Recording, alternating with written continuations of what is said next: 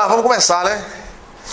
Bom, pessoal, bom dia, né? Primeiramente, bom dia a todos. Para minha satisfação estar de volta aqui no Rio de Janeiro. Estava semana passada aqui também, mas numa outra missão ali do outro lado da rua. E hoje de volta, né? Desde ontem, na verdade, com as meninas lá né? No outro lado na verdade, no outro lado da rua, foi já no estúdio, na Buenos Aires ali, né? E aí a gente fez uma filmagenzinha ontem, né? Para um outro concurso. E hoje a gente vai passar o dia inteiro trabalhando aqui na parte da transmissão de conhecimentos voltado para esse Prime aqui, né? Que eu acho que está na versão 2, né? Prime 2. Então, a ideia aqui, pessoal, é a gente fugir do óbvio. É a gente não ficar limitado àquele contexto padrão de concurso público. Porque se você se limitará ao contexto padrão, você também obterá resultados padrões. E resultados padrões não te descolam da média. Se não descolam da média, você vai ficar sempre no quase.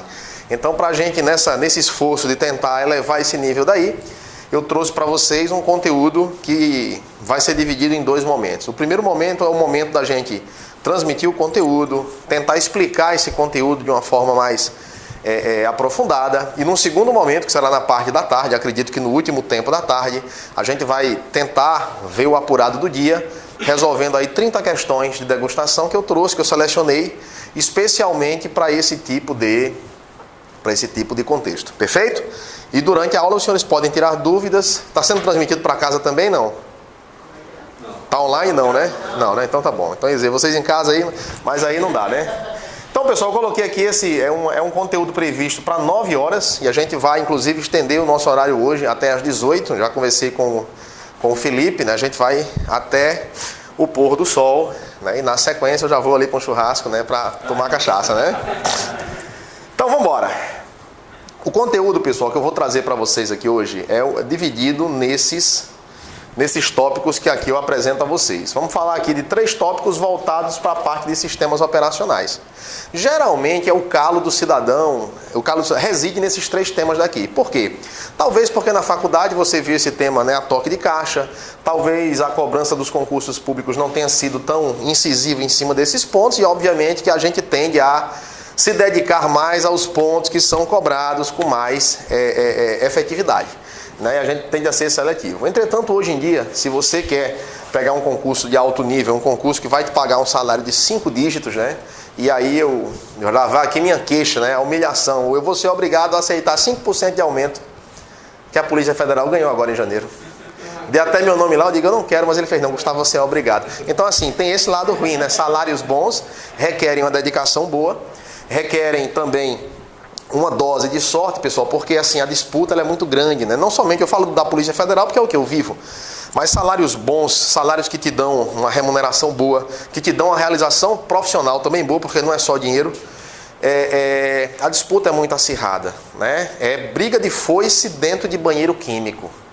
Às vezes você chuta uma questão, acerta, a pessoa chuta e erra, e isso aí é a diferença entre a vida e a morte. Então não tem jeito. Mas quanto mais aprofundadamente você mergulha nos assuntos, menos você dependerá do fator sorte. Perfeito? Então a gente tem que fazer a nossa parte e a sorte deixa lá com o sistema operacional do universo que ele vai gerenciando aí a nossa vida. Vamos conversar também sobre a parte de arquitetura e organização de computadores. Vamos conversar sobre autenticação e biometria, um tema muito em voga hoje em dia.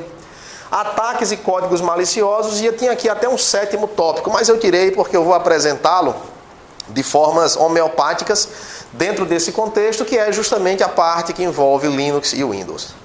Tá certo? Então aqui nós temos uns oceanos de assunto e eu vou tentar ao máximo aqui transmitir aquilo que é mais recorrente dentro de concursos públicos. Então vamos começar aqui, pessoal, com a parte de conceitos iniciais. Certo? Bom, o que danado vem a ser um sistema operacional? A gente, pessoal, tem que diferenciar o sistema operacional que a gente compra, o sistema operacional que você pega na prateleira, do sistema operacional de fato. Quando você instala o Windows na sua máquina, você vai ver que tem uma calculadorazinha, tem o bloco de notas, tem o WordPad, né? Tem o joguinho Paciência, tem o navegador. Mas, gente, isso daí são penduricalhos. Isso não diz respeito às funções de um sistema operacional. O sistema operacional mesmo é aquela camada localizada entre os aplicativos e o hardware.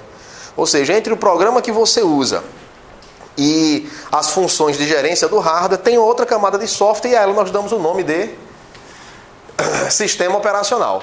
Tá certo? Bom, beleza? Quais são as formas de você interagir com o sistema operacional, pessoal? Basicamente são duas. Interface de linha de comando, mais comum nas distribuições Linux, onde você abre aquela janelinha de terminal e, através do teclado, você vai executar comandos através do seu prompt. Ao passo que na interface gráfica, que é mais comum nas distribuições Windows, você tem aquela questão dos cliques de mouse, janelas, botões, ícones. Mas isso aí é o shell, é a casca, é a maneira que você interage com o sistema operacional. Tá certo? Bom, de forma esquemática, pessoal, seria mais ou menos isso daqui, né? Esse desenho, inclusive, a gente vai refinar no futuro, porque a gente tá acostumado a ver dessa maneira, né? Que eu tenho as aplicações, embaixo eu tenho o sistema operacional e abaixo do sistema operacional eu tenho os dispositivos de hardware. Mas na verdade essa camadazinha daqui do sistema operacional ela é um pouquinho mais curta, ela vem até aqui, ó. Ela não vai até o final. Por quê? Porque algumas instruções que não têm a capacidade de desestabilizar o sistema, elas não precisam passar pelo kernel do sistema operacional. Ela pode passar direto. É igual uma criança em casa, porque quem tem filho sabe como é que é. Papai, faça uma pipoca para mim, bicho. Eu não vou deixar um filho meu chegar no fogão e ligar o fogo. Então essa daí é uma instrução sensível que eu não deixo que meu filho faça. Nesse caso, o que é que eu faço? Eu chamo a mãe porque eu não sei fazer nem pipoca, né? Eu só sei fazer ovo cozido e olhe lá. Então nesse caso daí, eu vou e faço. É uma instrução sensível, ele não pode fazer. Mas na hora que ele diz, papai, eu queria pegar um copo d'água. Eu digo, não, um copo d'água você pode pegar sozinho. Então seria mais ou menos isso. O sistema operacional, ele filtra. Tudo aquilo que é sensível, ele faz por intermédio dele. Tudo aquilo que não tem a capacidade de desestabilizar o sistema, ele deixa passar direto e ele não se envolve nesse tipo de problema. Até aqui tranquilo? Então esses dois esquemas visuais, eles mostram aí onde está o nosso sistema operacional. Bom, eu falei para vocês, pessoal, ainda há pouco, que o produto de prateleira não é o sistema operacional na essência da palavra. O bloco de notas, o WordPad, o joguinho campo minado, aquele joguinho da cobrinha que vai engolindo os mosquitinhos, ela vai ficando grande. Aquilo ali não tem nada a ver com o sistema operacional. O SO mesmo é aquilo que gerencia memória, gerencia processo e acabou-se, né? Basicamente isso daí é o que vai gerenciar, é o que a gente chama de kernel do sistema operacional. É o núcleo, é a função, né? É a picanha do meu sistema operacional. Tá certo? Então vamos lá. Dentre esses tipos de kernel, a gente vai ter vários sabores. Isso daqui é assunto de prova. A gente contextualizou. Então, quais são os tipos de kernel? Quais são as maneiras de eu organizar o meu kernel? Primeira forma, pessoal, é você organizar um kernel de forma monolítica. De que forma é essa? Apesar de ser a forma mais antiga, todas as funções privativas estão no modo kernel. O kernel ele é compilado e ele vai para a RAM como um bloco único. Lembrando aos senhores que toda vez que algo entra em execução dentro de um computador, ele tem que migrar da mídia secundária para a memória principal. Por quê? Porque o processador ele não enxerga o que está no disco. Nada. Para ele enxergar o que está no disco, esse algo tem que subir primeiro para a memória RAM e depois ser trabalhado pelo processador. E obviamente que o sistema operacional ele é um conjunto de software. E ele precisa estar na memória RAM. E como é que ele vai na memória RAM? Ele vai lá todo. Ele sobe todo para a memória RAM. A detecção de erros é mais difícil? É mais difícil, porque eu tenho ali, gente, um bloco gigante e eu sei que o erro está dentro daquele bloco, mas eu não sei onde é. E vocês vão concordar comigo que quanto maior for esse bloco de software, maior vai ser o palheiro para eu encontrar aquela agulha, né? Entretanto, você tem agora um grande desempenho. Por quê? Porque tudo que o sistema operacional precisa já está na memória RAM. Ele não tem que ficar fazendo mais acesso a disco, né? Não existe mudança de modo, nós vamos conversar lá na frente sobre esse modo usuário e o modo núcleo, mas eu já posso dar uma adiantada para vocês, que é o seguinte, existem dois níveis aí de modos na memória do computador, né, num sistema como um todo. Um modo privilegiado, onde você pode fazer tudo, você pode acessar instruções privilegiadas, que é o modo núcleo, e o modo usuário. Seria mais ou menos o seguinte, né, camarote e pista, né? Camarote e pista. Aqui está no camarote, ele pode mais. Aqui na pista ele vai estar limitado. Então os programas de usuário, o Word, o Excel, né, o seu navegador, rodam geralmente no modo usuário. E o seu sistema operacional ele roda no modo núcleo.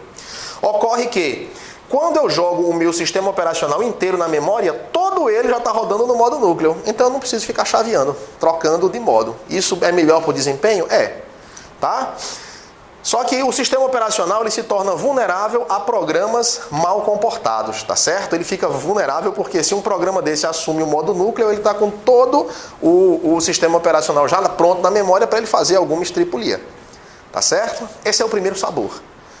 Né? Quem é dos sistemas operacionais, quem é que usa esse modelo monolítico? O próprio Linux. Né? Quando ele sobe para a memória, ele sobe inteiro. Até hoje é assim. Até hoje é assim. Claro que o Linux, como ele é customizável, eu não duvido nada que alguém já fez uma lista, né? Alguém já fez uma alteraçãozinha aí, bacana, mas... Você falou sobre programa mal intencionado. Isso tem a ver com aquele melt, aquela malware do melt, que acessava informações na memória através do processador de uma falha? Eu precisava ver. Aí eu tenho que ver o Melt, o que é que ele fazia, porque eu fico com medo de te dar uma resposta aqui específica do Melt e eu não tá te dando a verdade. Né? Sabe uma maneira que você vê um programa que ele vai rodar no modo privilegiado? Quando você clica com o botão direito e manda rodar como administrador. Botão direito rodou quando ele já vai com privilégio elevado. Né? Quer dizer, ele vai com o privilégio do administrador, que via de regra é privilégio elevado. Então ali, se ele fizer um acesso a uma memória indevida e fizer uma besteira, ele tem mais poderes para agir. Aí eu fico te devendo a do Melt, né? Eu quero até te responder que sim, mas eu tenho que ser humilde o suficiente para... Eu não li o do Melt, né? Atualmente eu não estou lendo muita coisa, não estava lendo mais essa parte de educação física aí, né? Porque o Bonicen já ficou lá para trás, né? Aí eu digo, não, vou engordar para poder ficar, né, no nível dele para a gente ver se malha junto aí. Bom, outro tipo de kernel, pessoal, é justamente o oposto. É o microkernel. Ou seja, dentre as funções importantes foram eleitas funções que são mais importantes ainda. E somente essas ficam na memória. O restante fica tudo em disco. Né? Por um lado eu ganho por quê? Porque eu vou ocupar menos a minha memória RAM. Por outro lado eu perco porque se eu precisar das funções secundárias, eu precisarei ir no disco buscar esse conteúdo. Então, apenas o mínimo das instruções vai rodar com privilégio elevado. Então você diminui aí a sua superfície de ataque. Né? Quanto menos, melhor. Outras funcionalidades elas são oferecidas através de programas que a gente chama de servidor. Né? Então eu coloco agora somente o mínimo na memória. Em vez de um bloco grande, eu boto um bloco mínimo. Com isso eu diminuo a quantidade de código. Eu deixo o código mais enxuto, mas qualquer coisa além daquilo ele tem que descer para disco para buscar. E toda vez que eu vou buscar em disco, o que é que vai acontecer com o tempo de execução? Aumenta. O que não é bom para o desempenho. As funções de gerência de memória, thread e comunicações de processos, né, que é a IPC, né, que é a comunicação interprocesso, vão ser gerenciadas pelo micronúcleo. A maioria dos serviços agora não roda mais no modo kernel, no modo núcleo, roda no modo usuário. Ou seja, eu vou ter agora funções do núcleo rodando no modo menos privilegiado. Muitas funções do kernel ficam liberadas no modo usuário para acesso aos aplicativos, só que essa transição do modo usuário do modo núcleo, modo usuário para o modo núcleo, ela requer tempo de processamento. Bom, entre microkernel e o kernel monolítico, tem algum gabarito? Não, não tem gabarito, são sabores diferentes para a mesma coisa. É aquela velha história, né? O ideal seria o quê? Você ser musculoso igual um corredor de 100 metros com o gás de correr uma maratona, mas não dá para você fazer as duas coisas. Ou você vai ser um cara extremamente veloz nos 100 metros, que geralmente são aqueles caras parrudos que tem explosão monstra, ou então você vai ser aquele camarada magrinho, né, que parece uma Caloi 10, né, que vai correr uma maratona de 42 quilômetros. E assim, não existe um gabarito. E qual é o melhor dos dois? Não tem. Então você tem esses sabores aí que você pode dosar, né, para ver aquele que é... Hein? Depende do contexto. Depende do contexto. Depende do contexto. Quem é que utiliza, pessoal, essa filosofia aqui de modo... microkernel, vários sistemas operacionais, vários deles utilizam. O Windows, inclusive, ele terceiriza alguns serviços. Ele joga somente o básico para a memória e ele tem alguns serviços que vão rodar ali junto dele que ele chama de executivo. Né? É uma abordagem paralela. E, pessoal, como tudo na informática, você tem um modelo híbrido. Né? Você tem um modelo híbrido. O modelo híbrido, a ideia seria o seguinte: um acordo entre o micronúcleo e o monolítico. A ideia, sempre na informática tem isso. Sempre que você tem duas soluções, você tem a intermediária, que ela tenta sempre unir o melhor dos dois mundos. Né? Ele nunca considera o pior dos dois mundos ali naquela fusão. Né? Então você tem alguns serviços rodando no modo núcleo, para diminuir o impacto, e ainda ele tem alguns servidores no espaço do usuário, que é justamente isso que o Windows faz. Ele vai rodar no modo híbrido. Né? Bom, além do micronúcleo, além do núcleo monolítico, a gente tem um que é menor ainda. Ou seja, não confiante que o microkernel vai rodar de forma ideal, o cara fez, eu vou reduzir mais ainda. Então ele vai delegar virtualmente todos os serviços para os drivers, ou seja, ele vai rodar no nanonúcleo o mínimo do mínimo. É um espaço menor ainda utilizado pelo sistema operacional, tá certo? Então ele joga tudo para fora do nanonúcleo e deixa nele somente o básico do básico, né? Só o feijão e o arroz. Bom, para finalizar, alguém fez, não, a gente agora vai terceirizar tudo, né? Vai jogar tudo para fora do núcleo. E aí entra em cena esse exonúcleo, que é um núcleo que faz gerência de recursos do sistema a um conjunto de bibliotecas implementadas que implementam a abstração de um sistema operacional. Esse exonúcleo aqui, pessoal, ele lembra muito o ambiente virtualizado, tá certo? Esse daqui eu quero que você leve para a prova somente o nome. Você tem que saber o seguinte, o Windows, ele vai rodar o microkernel, tá certo? O híbrido, aliás, que ele vai terceirizar, ele vai jogar um núcleo mínimo e fazer um bate-bola ali com o executivo do próprio Windows. E o Linux ele vai rodar de forma monolítica. Desses outros vocês levam aí o conhecimento, né, para poder saber que existe também esse exonúcleo, tá ok?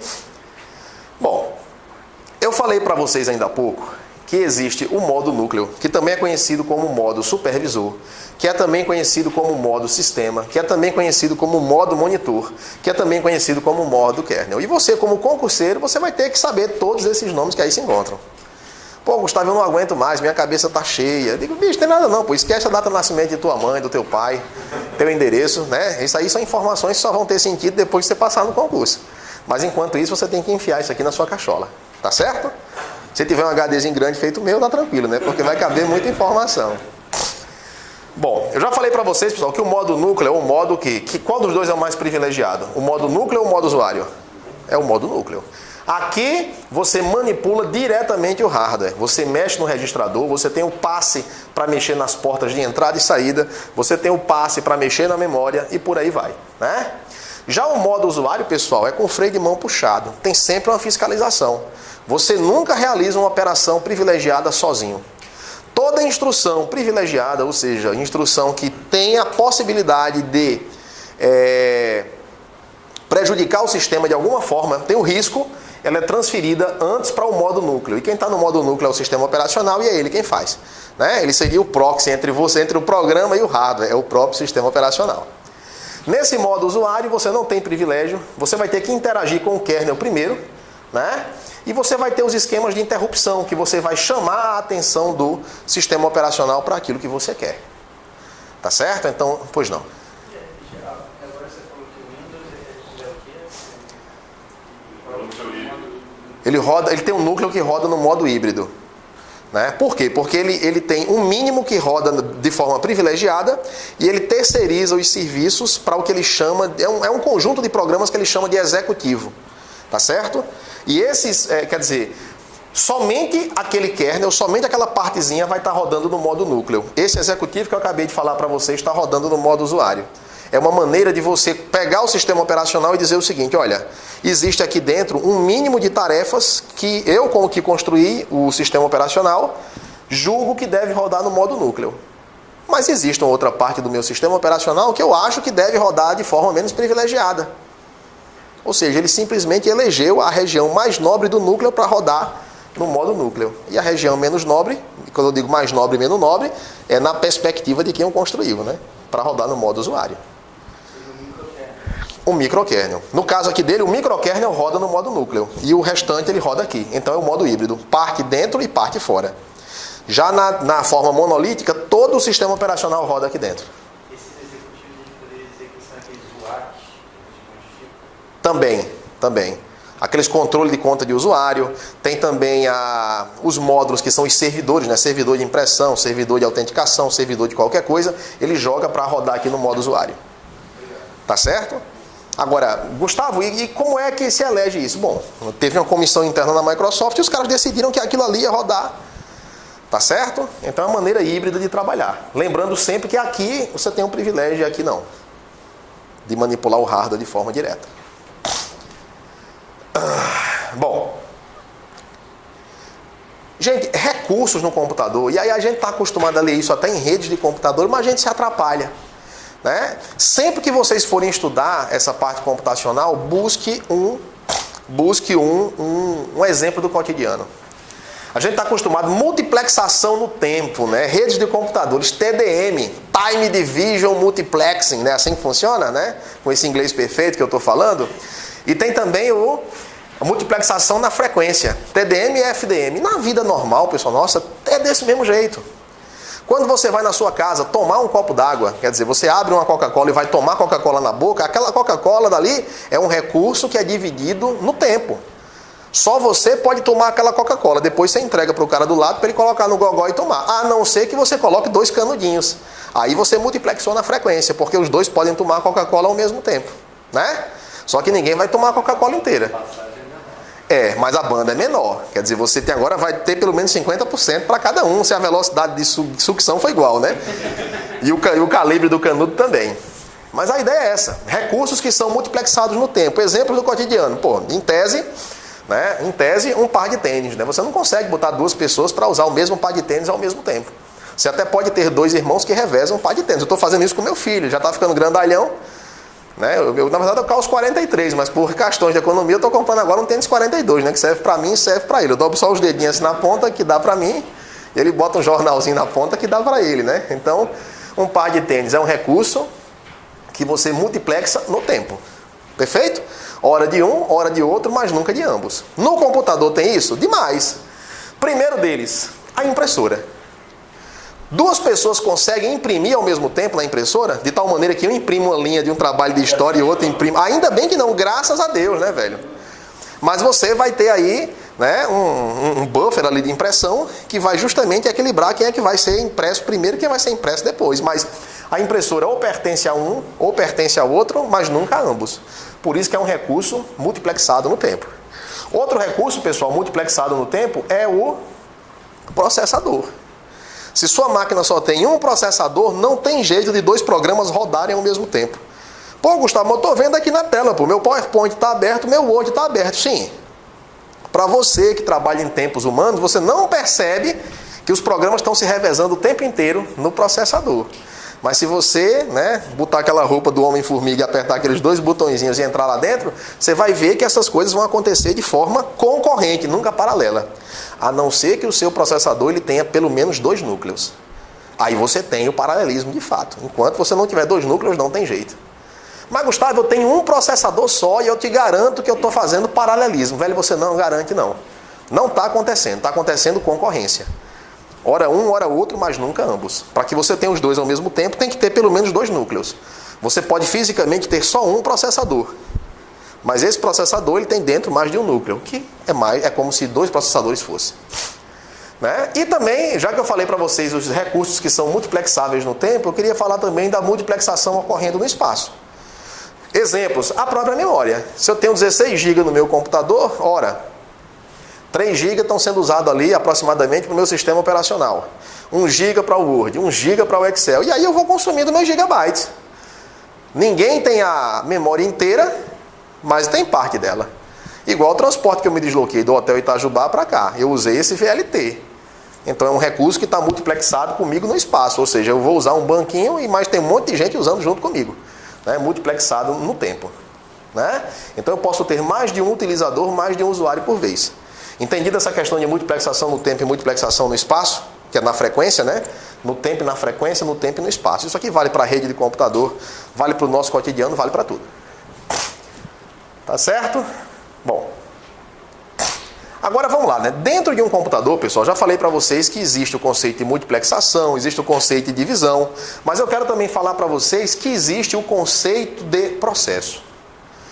O que é um processo dentro de um ambiente de sistema operacional? É um programa em execução. Toda vez que você dá 2 cliques num programinha e ele roda, ele virou um processo.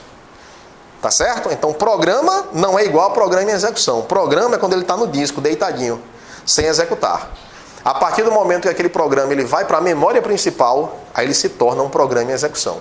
E a um programa em execução eu dou o nome de processo. Perfeito? O processo, pessoal, é uma unidade de gerenciamento de recursos. É um meio de agrupar recursos correlacionados. Ele está associado ao espaço de endereçamento, ou seja, eu tenho um espaço que é dividido em programa, dados e pilha. Eu vou fazer um desenho agora, daqui a pouquinho no quadro, tá certo? um conjunto de registradores e há uma proteção entre os processos, porque entre eles, pessoal, é o cacete, é o UFC, é o pau comendo. Todos os processos vão disputar recursos entre si, tá certo? A CPU executa somente um programa por vez. E como eu já falei para vocês, né, se eu tenho somente uma CPU no meu computador, eu tenho o chamado pseudo-paralelismo. Não existe paralelismo de fato. É você que pensa que tem.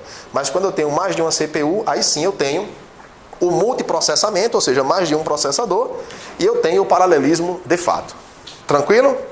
Deixa eu ver aqui o próximo, né? Orientação. Tá. Então, antes de eu passar aqui para essa orientação, eu vou explicar aqui em forma de desenho o conceito de processo para a gente trabalhar. Tá? Vou desligar aqui o PowerPoint. Deixa eu puxar aqui o conteúdo e vamos lá. Eu tenho, pessoal, na memória do meu computador, né, aqui está a minha memória, eu tenho um espaço que vai de 0 até um N. Vamos colocar aqui que seja os 16 GB, tá bom? Para ficar bem simples o exemplo. Na hora que um programa ele vai para a memória, um processo, eu dou 2 cliques, ele está aqui no disco. Aí eu dou 2 cliques no programa, automaticamente ele vai ser invocado por uma instância do sistema operacional chamado carregador e vai para a memória. E na memória, pessoal, ele vai ocupar um certo espaçozinho aqui. Tá certo? O espaço que um programa ocupa na memória é dividido em 3 partes.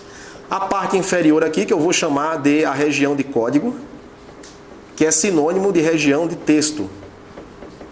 Aqui em cima eu tenho a região que eu chamo de região de pilha. E aqui embaixo eu tenho a minha região, que é a região de dados. Tá certo? Só que aqui vamos supor que seja o Word. E aqui embaixo eu tenho o Excel rodando, fazendo o seu trabalho, multiplexando a memória na frequência, né? No espaço. Ele também vai ter a região de pilha, a região de dados e a região de código. Meus amigos, entre esses dois aqui, apesar deles serem do mesmo fabricante, o que vai existir é a briga, é a luta. Ambos vão disputar por memória, ambos vão brigar pela impressora, ambos vão brigar pelo processador. A briga aqui é grande, a concorrência vai ser grande. Tá certo? Só que internamente dentro de um processo, eu tenho uma instânciazinha, e aí mestre, chamada thread, né? Dentro eu tenho as threads. Tá certo? Dentro deles eu tenho as threads. Vocês já observaram que no Word, quando você executa, você tem o Word que ele está ao mesmo tempo fazendo a correção, sublinhando de vermelho, sublinhando de verdinho. Ao mesmo tempo lá embaixo ele está paginando para dizer quantas páginas o teu trabalho tem. E quanto mais lento é o seu processador, mais você consegue visualizar isso daí. E mais você xinga também, né? Mas você consegue ver tudo isso acontecendo. Internamente dentro de um programa, nós temos as threads. Concordam comigo? Dentro do Word eu tenho a thread de paginação, eu tenho a thread de correção de texto, eu tenho a thread de correção gramatical, eu tenho a thread... Então tem um monte de linhas de execução que estão operando dentro do meu processo. Entre as threads, pessoal, não tem concorrência, não tem confusão. São membros da mesma família que estão ali colaborando para o sucesso familiar, né? Fazendo paralelo com o nosso cotidiano. Ok? Onde eu quero chegar com isso? Se dentro de um programa eu tenho as threads e entre elas eu tenho a colaboração, entre processos eu tenho a briga, eu tenho a disputa. Então essa thread do Word não ajuda a thread do Excel. Thread do Word ajuda a thread do Word, que ajuda outra thread do Word, por aí vai. Thread do Excel ajuda a thread do Excel, que ajuda outra do Excel, mas elas não ajudam entre processos distintos. Entre processos distintos é briga, é igual time de futebol. Dentro do mesmo time, cada um colabora com si, mas está todo consigo próprio, né? Mas entre dois times é um, né? Alien e predador, né? Não tem acordo. A confusão é grande. Onde eu quero chegar com esse modelo? Talvez eles até já saibam disso, mas na hora que você vai... Aqui eu tenho o meu processador. E eu já falei para vocês que um processador, ele não admite 2 programas ao mesmo tempo. Na hora que eu vou executar um programa na minha CPU, ele executa a thread. Primeira thread, depois a segunda thread, depois a terceira, depois a quarta. É assim que funciona. Então a CPU ela opera em nível de thread. E a alocação de recursos, ela opera em nível de processo. Ou seja, na hora que eu vou alocar a impressora, eu entrego a impressora para o Excel. O Excel pode ter 500 threads rodando ao mesmo tempo, tá certo? Mas eu entrego ao Excel. Como o Excel vai usar é problema dele. Agora, na hora de ir para o processador, eu chamo de thread em thread. Então, moral da história, a unidade de escalonamento de processador é a thread, ou o thread, tanto faz, ser masculino ou feminino. E a alocação de recursos, ela sempre vai acontecer em nível de processo. Eu nunca entrego a impressora para thread 1, não. Eu entrego a impressora para o Word. Eu nunca entrego o meu gravador de DVD para a thread 2 do Excel. Eu entrego para o Excel.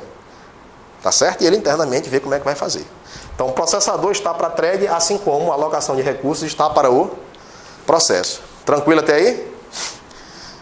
Deixa eu dar uma limpadinha aqui na tela, para poder novamente abrir aí a nossa projeção.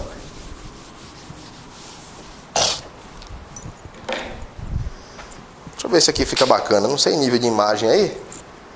Fica brilhoso aí na filmagem. Perde o...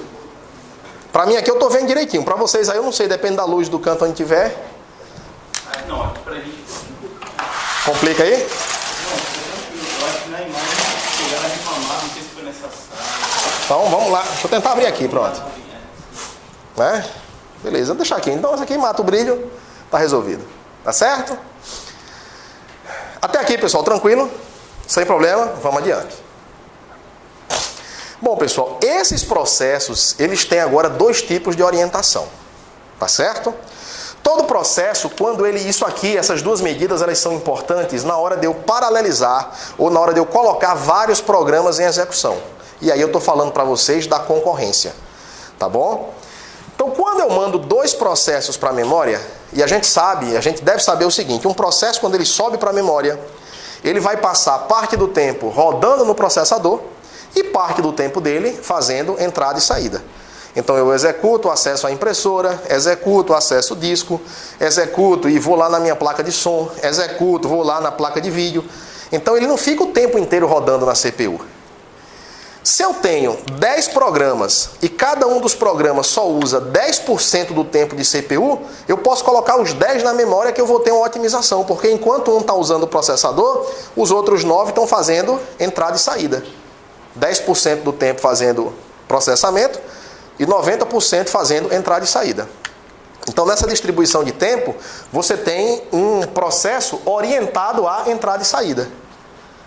90% de entrada. Isso aqui, nesse exemplo eu acabei de dar para vocês. Se ele passa 90% fazendo entrada e saída, ele usa muito I/O e pouco processador. Então, os processos vão ter um sentimento de que eles vão ter quase que uma CPU completa para eles. Entendam, né? Se eu colocasse só um programa na memória, ele usaria 10% do tempo do processador e 90% do tempo fazendo entrada e saída. O que é que ia acontecer com o processador? Ele ia ficar ocioso.